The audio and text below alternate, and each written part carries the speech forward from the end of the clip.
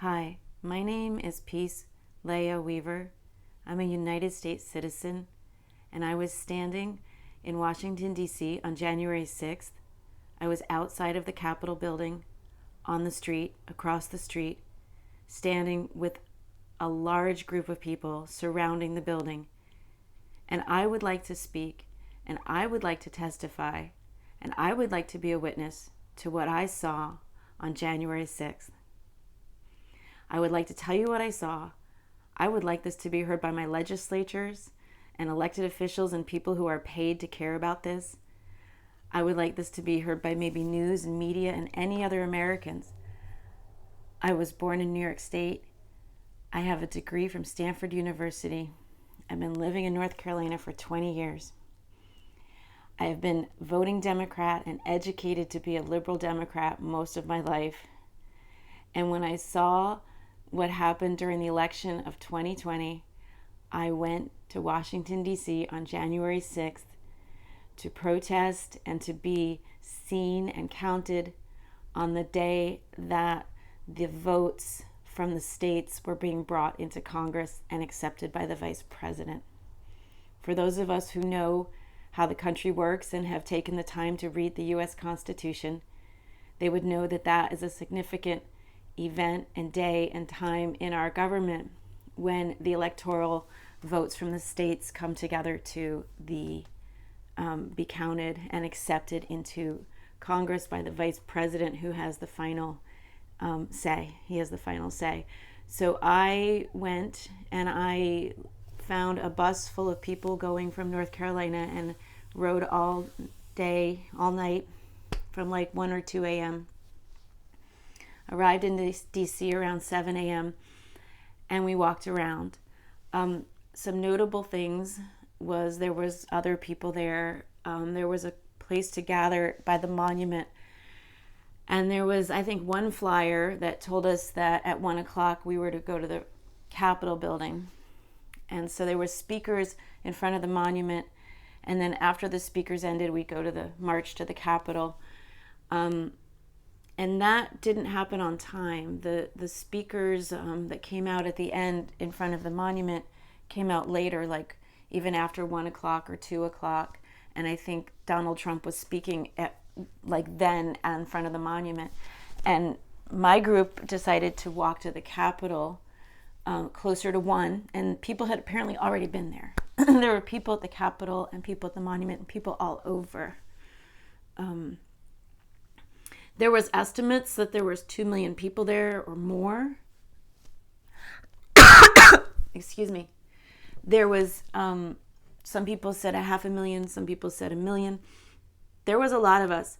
And people who had been to the other events related, coming up to the election, from the election to the events, there was other gatherings in D.C. on Saturdays that other people had been to. And, those had been counted at 1 million or 2 million or 500,000, or, people had known those numbers, and they said, based on those numbers, this was the biggest one they'd ever seen.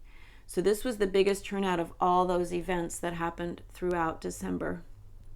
In January, this was my first one. I didn't quite realize I was going to a Trump event. I was going to protest election problems and to let people know, mostly to speak out for fair election counting and defending the Constitution, and that anyone who has been dishonest in elections needs to be prosecuted. And so those were my stance as a constitutional American. And what happened was, there's a few noteworthy things. I didn't bring a phone to do any social media, but the people I was with said all day that their phones were blocked, that the Wi-Fi wasn't working, the signals weren't working. They weren't able to get any of their information from what we were experiencing to social media properly. It was being blocked throughout the day. And several people said that.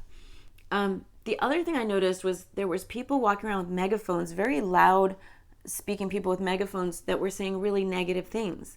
And this was completely different from what everyone else was experiencing. The majority of people were really nice. Everyone was really nice. Like pretty much People looked content, happy, but there was a lot of rundown, angry, sad, kind of worn out people too. But everyone was really trying to have a good time, and everyone was exceptionally nice. And people were sharing food, and some people, had colorful things and signs, and it was just fine. It was children and adults, all ages, and a lot of older people, and good Americans. It just felt like an American party kind of thing. But then there would be these sort of mean people walking around with megaphones. I remember trying to take one from one of them and asked if I could say something nice because he was saying some mean things, and he said, "Go get your own megaphone." It didn't occur to me that these might be like paid agitators. It never occurred to me, but later when it was suggested, I was like, that makes more sense than anything, because these people didn't fit in at all. They didn't fit in at all. And they were kind of walking around just making things miserable. I never heard one bad thing spoken about Biden the entire time. Not once did I hear one thing, except once. Once I heard one person with a megaphone saying something really mean. And that was later at the Capitol. So let me tell you what happened. I think people should hear what really happened, at least from my point of view. So we were in front of the big monument, and that's where I said, mostly people were getting along, and there was the people with the megaphones that were kind of mean. And then we walked to the Capitol building, and we went there around 12:30 or 1. We were thinking to get there at 1 because that's what the flyer had said, even though the speakers were still speaking, and I think Trump had just started to come on, but we were still walking. The other notable thing was we couldn't find any police. We actually stumbled into an elderly man who had lost his group. He had some dementia and had lost his group. And we took him into our group. There was me and several people from our bus that we had stayed together. We were moving through the day together. And we brought him into our group, and we were looking to find a police officer or a safety person or something to get him to his group. We thought they must be looking for him too. And we couldn't find any cops. We looked for a long time. We couldn't find anybody, security, nothing. We couldn't find anybody for a long time. And we were halfway to the Capitol when we finally found one person. And we went over to, it was a cop, it was a sheriff. I don't remember what he was. I don't remember what his sign said, but we went over there. He was very nice. At first he was a little bit like, "What do you want?" But then he was very nice. And we explained the whole thing, and he was able to radio, and really there was nothing they could do. There was so few of them, and we were kind of like, wow, there's no cops. That's so weird that you would think with 1 million people they would have had some security around. And we also couldn't find porta potties. You'd think they would have had some porta potties out for this number of people, like just basic city decency stuff. But what else happened? So then we got down to the Capitol building, and there was a big mass of people there. And what I heard was this sound. I would hear this boom, and then there'd be a sound going, woo! And I was like, what's that? And people were like, oh, that's tear gas. And I was like, really? And they're like, yeah, they're tear gassing up at the front. I was like, that didn't make sense to me at all. And we stood back. I guess there's the Capitol, and then there was a fence around the Capitol, particularly around the lawn. You could see the lawn, and then the lawn to the side. But then the lawn in front was filled up with people. And then there was a couple statues, and there was some streets, but we were filled in the streets too. So I was somewhere around the street and the other side of the street and around a monument, looking down towards the Capitol building. And the people were about that big to me from where I was standing. When I finally heard them being called in, and that's what it was. The people were called into the Capitol. The tear gas thing went on for a while, and it was the weird thing about the tear gas is that it just happens sequentially, like almost every 30 minutes or every 45 minutes, it would go boom, and then it would go woo, and people would scream, and I just kept thinking that isn't right. I've never been to a protest where they let off one tear gas and then everybody just waits, around. Usually when the cops pull out the tear gas, everyone goes home. That's it, right? It just builds and builds and builds and builds. And if it gets out of hand, they spray the tear gas and everyone's dispersed. That's always how I've ever seen it. So I just didn't make sense to me ever. And I I didn't think about it. The whole thing was so new to me, I didn't think about it. I looked at the flags. There were a lot of flags. A lot of people brought flags from their states, which I thought was really cool. You could find people from the states near you and other people with your state flag. I thought that was really cool. And so we were kind of talking to people like that, like where they had come from and how they got there. And I saw one Confederate flag, I did. And interestingly enough, that one flag seemed to make it into every single photo that ever got published in the news. They just always showed that one flag. And there was, so at the Capitol building, it was a little tighter, and there was people walking around. There were some people with food. They were actually making sure everyone had food. And then there was other people with the megaphones. That was where there was the one instigator I heard that was mean and saying things anti-Biden. But that was, then what happened was interesting. So the tear gas thing kind of went off, and then we'd wait, and there'd be another tear gas thing. And then at some point, there was like all these police cars that came like racing, like through the crowd.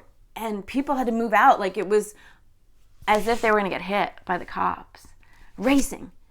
And we were like, whoa, what's going on? Something must be going on up there, you know? And then the cops got out and just stood there. Like they had nowhere to go. It was weird. And I think, what really happened was at some point it got released to us all that Mike Pence accepted the vote. So at that point, people were just like beside themselves because Mike Pence was Donald Trump's vice president. So everybody thought, well, Mike Pence wouldn't accept a corrupt vote. Why would Mike Pence take the corrupt vote? Well, now we know Mike Pence is like MIA and so corrupt. But at the time, people still thought like, well, if Donald Trump picked him, he must be loyal, right? They couldn't quite figure it out because the swamp, you know, whatever. So anyway, that was confusing. But so the news started to ripple through the crowd that the vote was accepted.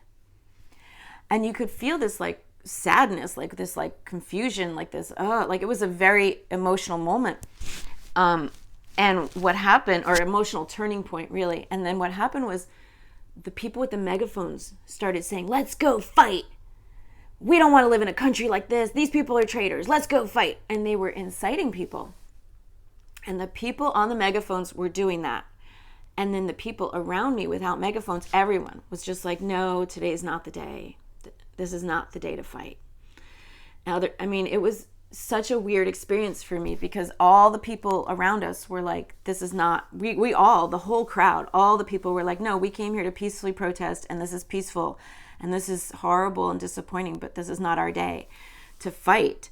And the people on the megaphones were still telling us to fight. And they were getting up onto the monument. So they climbed up onto the monument and they started like waving the flags and trying to get everyone to fight. And that really happened.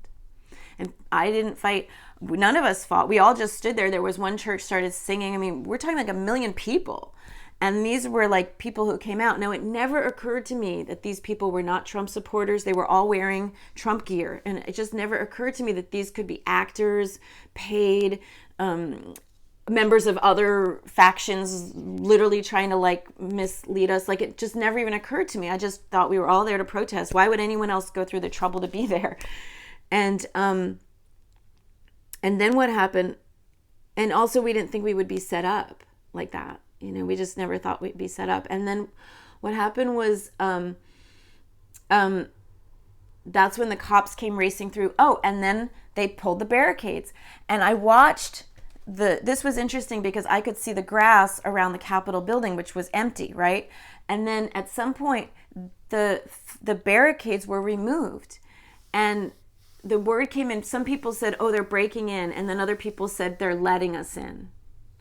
And other people said, and some people said, let's go in. And then people were like, no. And then other people were with their megaphones saying, let's fight, let's fight. So there was all different agendas. And I saw people moving up onto the lawn on the side of the Capitol building. And I saw people just kind of walking around like they didn't know what to do. They literally looked like tourists where the fence had been lifted and they just got pushed in. they just got pushed in, and people were trying to walk around and they just didn't know what to do. I mean, I just remember seeing them like, and then some people came sort of like with flags and started jumping and acting like we're supposed to jump and be happy. We're on our, this is ours. So there was like this sort of festive thing. And then I guess they all just kind of lined up on the building and took a picture. But that was it. It was a photo shoot. And we were like, where I was from, like I said, the people were too small to see all the stuff at the Capitol. Like the breaking in and that stuff. I saw that on video just like everybody else. But I did see the people like moving up onto the lawn, and I saw them sort of just slowly walking as if they were being, pushed and corralled either from the crowd behind them. But the fences were down and people were freely walking, and there was no effort to steer them anywhere but towards the Capitol building. They were steered towards the Capitol building. That's what the crowd of people were done. And then there was the cops, and I don't remember what time, but in that sequencing, but the cops came driving their cars quickly and then stopped and did nothing, and then just stood there until they got their next orders, and then like walked over. And then again, like the tear gas, and then nothing. Like it wasn't like, okay, there's a bunch of tear gas and go home. And it was nothing. It was just like, oh, boom. And then the phones, remember I said how my friends' phones, nobody's phones would work. Their Wi-Fi wasn't working, and their cell towers weren't working, and they couldn't send pictures to their family, and they couldn't post things on social media. Now suddenly all our phones had an emergency alert, just like that. And it was like about 4 o'clock at this point, 3:30 or something. No, it was maybe like 3. And the phone said, what did it say? It said something like, emergency curfew, everyone must be off the streets by 7 p.m. or 4 p.m. Like, city shutting down, emergency curfew starts at 4 p.m. Everyone must be off the streets by 7. And we were like, oh, okay, I guess we'll just go back to the bus. Like that was it. That was literally the whole thing. And it was so interesting because when we got back to the bus, and we had to wait a while for the bus and the whole thing and the transit, and there were some interesting serendipities that happened that was pretty cool along the way. And it wasn't till we were back on our bus at around midnight, already driving home, that our phones started to work. And people were like, wait a minute, look at this, look at this, look at this, look at what this. And then slowly we started to realize that there was a whole film being made, and that we were the background of this film, and that we were used and set up like movie extras. And then the next day, all these big pictures came out on the front page of every newspaper, even around the world. And next thing you knew, they were calling it an insurrection, and people were having their phone records seized. People were losing their jobs. People were put in jail. And even people I knew, like I would tell people, I was like, that's not what happened. That's not what happened. And no one would listen. And it was like my own American citizens didn't even know their First Amendment rights. And it was just shocking. I mean, I was like, you don't realize like what happened, and that we have a right to protest. And people called them bad actors. There was like 20 or so, but of these paid instigators that have been arrested and caught. And so yeah, I would testify that there was specific people who were specifically trying to stir up violence and negativity, and those people were, for the large part, completely ignored. But they were moving through the crowds with megaphones, and I want that to be known. And I want to thank everyone for listening. And if this is helpful for anybody, I'll go on any news program. This is my truth. And I stood there with so many people, thousands and thousands and thousands of people that would say the same thing. And if people would just listen, they would hear it. It's so obvious. And the fact that the news could lie so much, and that people would believe the news and these lies and not even use their own common sense, or not even know their own First Amendment rights, to know that, like, I have the right to go to Washington, D.C. and stand on the street corner in front of my Capitol building with a sign. I have that right. I'm not a domestic terrorist.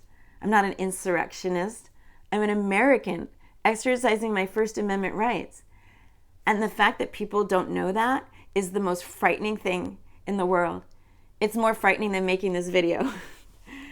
So thank you for listening in this time. I know I speak long. Everyone tells me that. But thank you for listening, and I hope this is helpful. I really do. Thank you. Peace be with you.